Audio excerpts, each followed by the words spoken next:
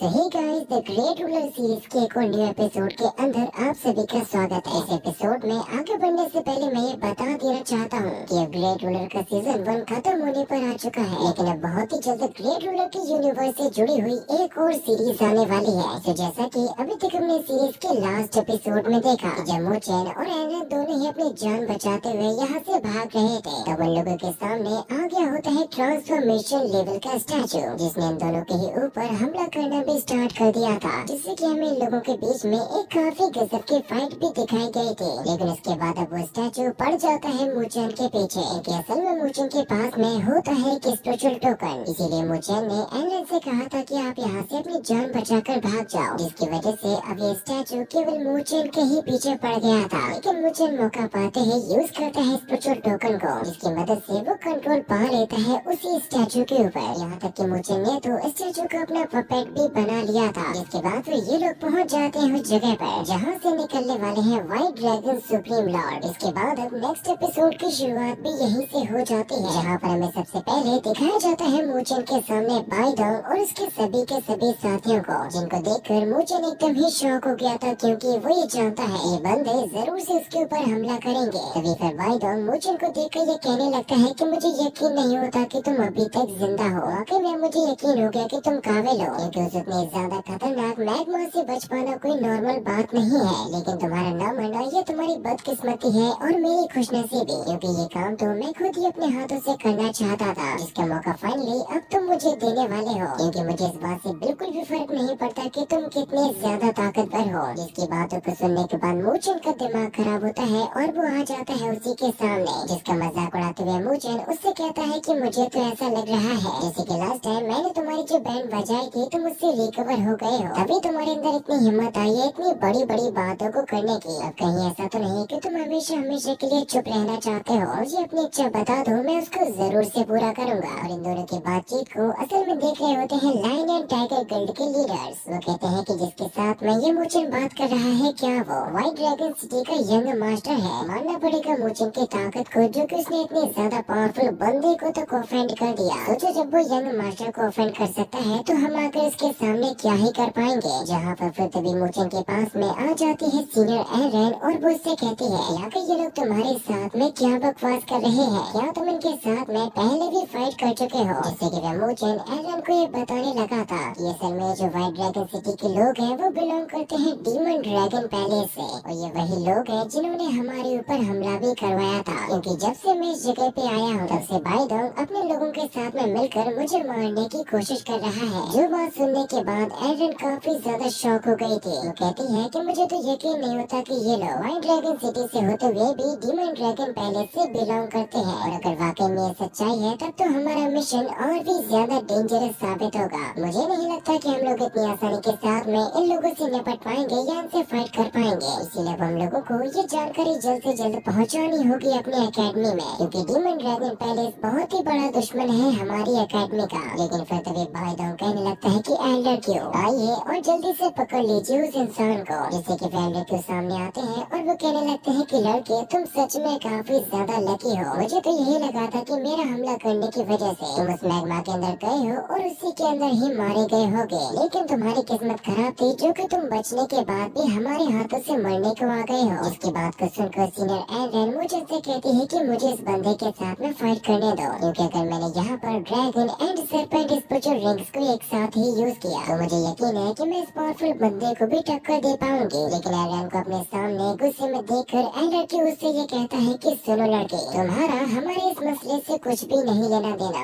इसीलिए अगर तुम यहाँ से दूर रहोगी तो तुम्हारे लिए उतना ही बेहतर होगा। इसीलिए जल्दी से यहाँ से चली जाओ, क्योंकि हम तुम्हें चोट नहीं पहुँचाना चाहते। मोचेन भी एरन से कहता है कि आपको इस मसले में अभी नहीं पड़ना चाहिए, कि अगर आप हमारी फाइट के बीच में आओगी तो वो अपने गार्ड्स को भी फाइट करने के लिए बोल देगा। जैसे कि फिर मुझे नहीं लगता कि हम दोनों मिलकर इतने लोगों को हरा पाएंगे, और वैसे भी यहाँ पर काफी सारे लोग ऑलरेडी मौजूद हैं, और मैं जानता हूँ कि ये लोग कभी भी उनके सामने अपनी ताकत को एक्सपोज नहीं करना चाहेंगे, कि अगर उन्हें केवल मुझे ही हराना है तो सभी लोग फाइट करने के लिए बिल्कुल भी नहीं आएंगे। इसीलिए आप मेरी बात को मानो और यहाँ से जाइए, कि आपको यहाँ से जाकर जल्द से जल्द ढूंढना होगा सुजुआन और बाकी के लोगों को। मेरे बारे में चिंता मत करना, तब तक मैं इन लोगों को संभाल के रखूंगा। इसके बारे में एरन भी यही सोच रही थी कि अगर वो जल्द से जल्द एरन को ढूंढ लेती है। उसे पूरा यकीन है कि ये सभी के सभी लोग मिलकर इन बंदों का मुकाबला भी कर पाएंगे, क्योंकि यहाँ पर ऐसा कोई भी बंदा नहीं है जो कि सूझबूझ की ताकत का मुकाबला कर सके। इसीलिए वो मूचन से ये कहकर चली जाती है कि ठीक है, तुम अपना ख्याल रखना। जिसके तुरंत ही बाद वो यहाँ से चली जाती है अपने बाकी के साथियों को ढूंढने के लिए। इसके पीछे जैसे ही बाइडों के साथी जाने वाले थे तो वो लोगों को रोक लेता है और कहता है कि नहीं, उसके पीछे जाने की कोई भी जरूरत नहीं है। वो जहाँ पर भी जा रही है, भाग रही है, उसे जाने दो, क्योंकि अगर वो बाकी के साथियों को भी यहाँ पर लेकर आ जाती है तब तो इस काम में हमारा ही फायदा होगा, क्योंकि फिर हम लोग एक साथ ही सभी के सभी चिलगोजों को पकड़ पाएंगे। हम दिखा देंगे कि नॉर्दर्न हेवन स्पिरिचुअल एकेडमी हमारे सामने कुछ भी नहीं है, और आज के बाद फिर कभी भी वो लोग हमारे रास्ते के बीच में आने की भी कोशिश नहीं करेंगे, क्योंकि हमें किसी भी हाल में इस एरिया के कोर में पहुंचना है। लेकिन मूचन तुरंत ही तैयार हो जाता है और वो कहने लगता है कि मैं तुमसे फाइट करने के लिए तैयार हूँ, अगर हिम्मत है तो आ जाओ और मेरा मुकाबला करके दिखाओ। इसकी वजह से फिर एलआरक्यू तुरंत ही यूज करने लगते हैं अपनी स्पीयर टेक्निक को, जिसके हमले को उन्होंने कर दिया था मूचन के ऊपर। जैसे कि मूचन तुरंत ही यूज करता है यहाँ पर अपने सेल्युलर डेथ मार्क के लेवल 3 को, और ये दोनों ही टेक्निक्स एक दूसरे के साथ में टकराने की वजह से एक काफी बड़े धमाके को क्रिएट करती है। लेकिन एलआरक्यू इस बार कोई भी मौका नहीं छोड़ने वाले थे, इसलिए तुरंत ही जाने लगते हैं मूचन पर हमला करने के लिए। लेकिन ये भी मूचन है तो वो भी कहाँ रुकने वाला था, इसीलिए ये दोनों के दोनों अपने अपने स्पेशल एनर्जी का यूज करते हुए एक दूसरे के साथ में टकरा जाते हैं और हैंड टू हैंड कॉम्बैट करने लगते हैं। जहाँ पर हमें ये साफ दिखाई दे रहा था कि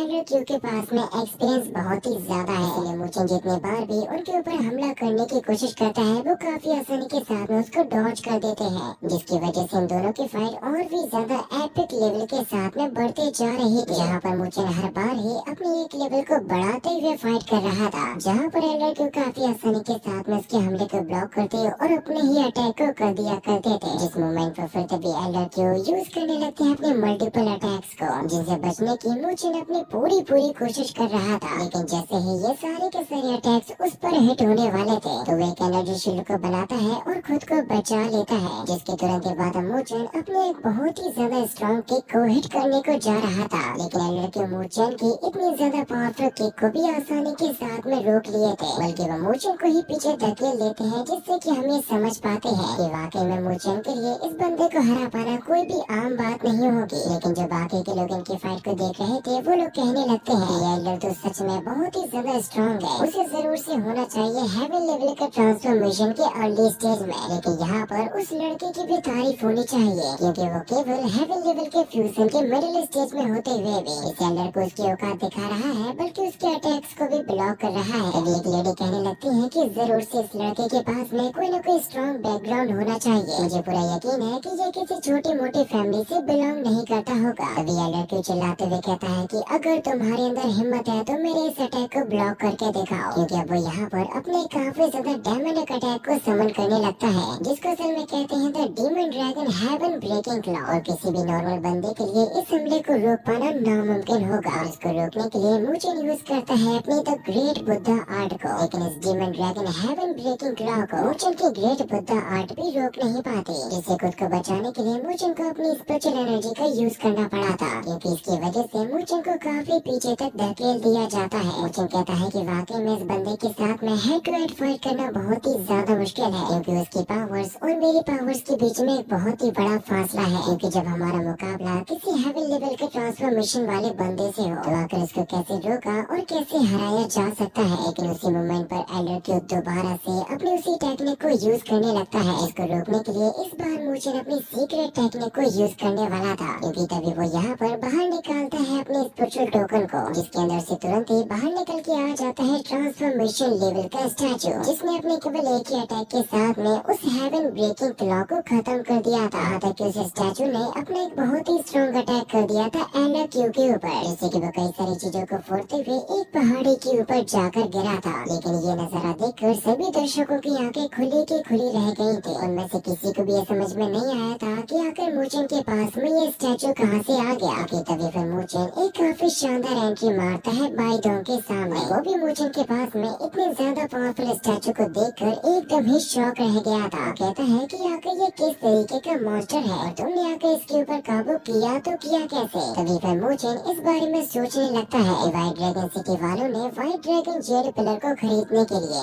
अपने काफी ज्यादा पैसे को खर्च कर दिया था, इसलिए तब उन लोगों के पास में केवल एक ही रास्ता होगा व्हाइट ड्रैगन सुप्रीम लॉर्ड के ट्रीजर को लेने का। वो अपने सबसे बड़े लीडर और पावरफुल बंदे को साथ में लेकर आए, क्योंकि अगर केवल बाइडोंग उनकी टीम को लीड कर रहा है तो ये व्हाइट ड्रैगन सिटी वालों की सबसे बड़ी बेवकूफी होगी कि मूचेन की नजर में वो तो अपने सिपाहियों जितना भी पावरफुल नहीं है। उसे ये साफ साफ नजर आ रहा था कि जितने भी व्हाइट क्लोक वाले बंदे हैं वो सारे के सारे उन पिछले बंदों से ज्यादा ताकतवर हैं। इनको मूचेन ने अकेले ही जान से मार दिया था। इसीलिए वो कहने लगता है कि अब उसे सबसे पहले निपटना होगा बाइडोंग से, क्योंकि तभी जाकर वो पूरी टीम पर कब्जा कर पाएगा। और जब मूचेन उसके ऊपर हमला करने के लिए जा रहा था तो फिर मूचेन को रोकने के लिए बाइडोंग यूज करता है demon dragon heaven collapsing fist को, जो कि काफी पावरफुल टेक्निक तो होती है, लेकिन उसको रोकने के लिए मूचेन यूज करता है अपनी सेल्यूर डेथ मार्क के लेवल 3 को। लेकिन इसकी वजह से जो धमाका हुआ था उससे मूचेन को मौका मिल गया था, क्योंकि वो डायरेक्टली अटैक करने के लिए चला जाता है बाइडोंग के ऊपर। उसने भले ही खुद को बचाने के लिए यूज किया था अपने स्पीयर को, लेकिन मूचेन उसके हमले को डॉज करते हुए पहुंच जाता है बाइडोंग की गर्दन को तोड़ने के लिए। लेकिन फिर तभी उन्हीं गार्ड्स में से एक बंदा यूज करता है अपने एक अटैक को, जिसकी वजह से मूचेन को भी पीछे हटना पड़ा था। लेकिन जिस बंदे ने भी मूचेन पर हमला किया था सभी लोग कहने लगते हैं वो अभी तक का इनकी टीम का सबसे ज्यादा पावरफुल बंदा होना चाहिए। तभी मूचेन कहता है कि मैं तो ये जानता ही था, बिना किसी पावरफुल मेंबर के ये लोग यहाँ पर आ ही नहीं सकते। इसलिए मूचेन कहता है कि सीनियर, जब आप यहाँ पर आ ही गए हो तो अपने आप को मुझसे क्यों छुपा रहे हो? बेहतर होगा कि आप मेरे सामने आ जाओ। क्या आप ये चाहते हो कि आपके दुश्मन इसी तरीके से एक एक करके खत्म हो जाए, तब जाकर आप लास्ट में एक ही झटके के साथ में अपने ट्रीजर को प्राप्त कर लोगे? जहाँ पर फिर तभी हम गार्ड्स के बीच में देख पाते हैं एक बहुत ही ज्यादा स्ट्रॉन्ग बंदे को, जो कि गार्ड्स के पीछे से चलते हुए अब आ जाता है मूचेन के सामने, जो कि असल में और कोई नहीं बल्कि होता है बाइडोंग का पिता बाइजुआन। बाइजुआन कहने लगता है कि मानना पड़ेगा बच्चे, तुमने क्या तरकीब लगाई मुझे बाहर निकालने की, क्योंकि अगर तुम ऐसा नहीं करते तो मुझे नहीं लगता कि तुम मुझे बाहर निकाल पाते। जिसके बाद फिर वो फाइनली यहाँ पर अपने ओवरऑल लुक को रिवील करता है, जिसको देखकर यहाँ पर मौजूद बाकी के सभी बंदे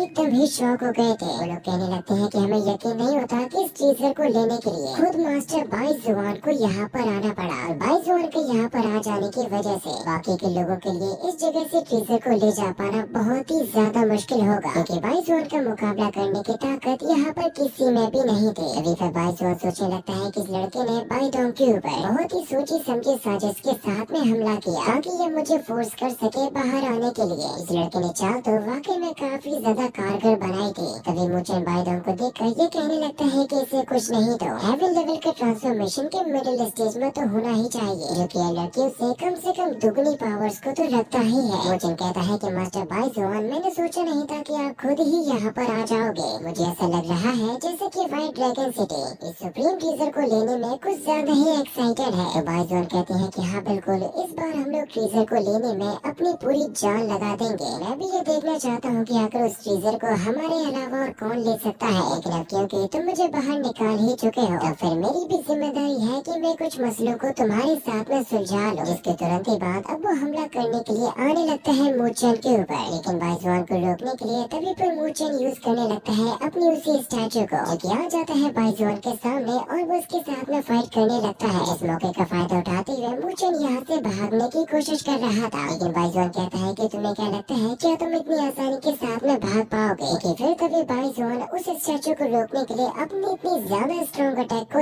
यूज करता है। मूचेन का ये स्टैचू एक ही अटैक के साथ में अनकॉन्शियस होकर नीचे गिर गया था, जो चीज मूचेन के लिए भी काफी ज्यादा शॉकिंग थी। इसी वजह से वो उस स्टैचू को दोबारा से वापस रख लिया था। ये बाइजुआन मूचेन से कहता है कि लड़के, तुम तो खुद की अपनी जान भी नहीं बचा सकते, लेकिन फिर भी तुम्हें लगता है कि तुम व्हाइट ड्रैगन सुप्रीम लॉर्ड के ट्रीजर को ले सकते हो। जो कहता है कि सच में ये बंदा मेरी पहुंच के बाहर है, क्योंकि उसने केवल एक ही हमले में इतने ज्यादा पावरफुल स्टैचू को हरा दिया। इसलिए मूचेन चाहकर भी इस बंदे के साथ में हेड ऑन फाइट कर ही नहीं पाएगा। इसीलिए वो तुरंत यहाँ से अपनी जान बचाकर भागने लगता है, जिसकी वजह से उसको मारने के लिए बाइजुआन यूज करता है demon dragon heaven breaking claw को। लेकिन बाइजुआन का ये अटैक दुगना पावरफुल था, जिससे बचने के लिए मूचेन केवल यूज करता है कॉन्स्टलेशन सूत्र ऑफ 4 गॉड्स को। लेकिन जब वो उस टेक्निक को समन कर ही रहा था कि फिर तभी मूचेन को बचा लेती है शूलिंगर और उस अटैक को रोक लेती है सुजुआन। इसके बाद जो अमेजिंग फाइट होने वाली है वो हमें नेक्स्ट एपिसोड के अंदर दिखाई जाएगी।